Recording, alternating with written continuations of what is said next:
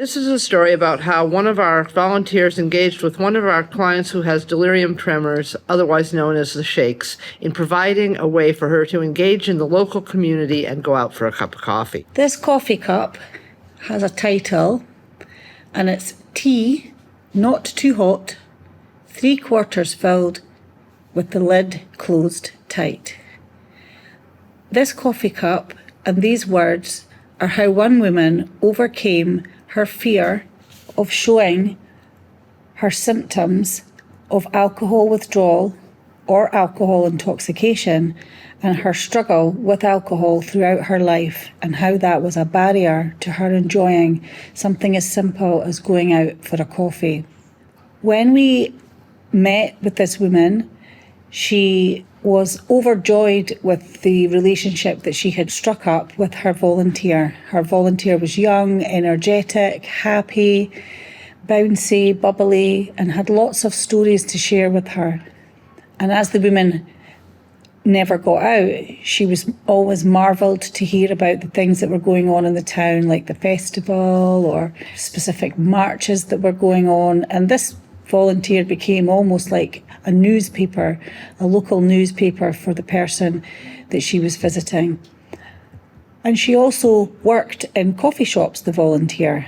And so this was something she was hugely familiar with, and was constantly asking the lady, please come out for a coffee with me. And it wasn't until 6 months, maybe 7 months in, that the lady explained that the way her hands shake is the major barrier for her going out for a coffee, because she becomes anxious that people will notice. She doesn't know whether she can take the cup of coffee from the person at the till and has to walk over to the table.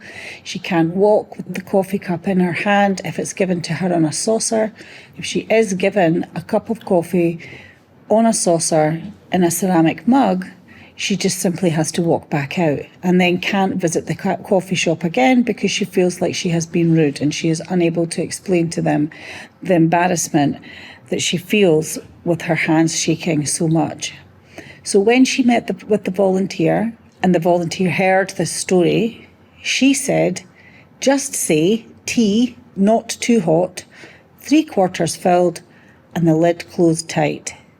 And that is in fact what they done. They went out for a coffee and asked for it in a takeaway cup with these 3 instructions, which to us, we have often 9, 10 different things we maybe would say if we were in Starbucks or one of the other coffee shops. And to this woman, this was a very different way of engaging in buying a simple cup of coffee from her local coffee shop. So they went out, she asked for tea in the takeaway cup, which prevented it from spilling.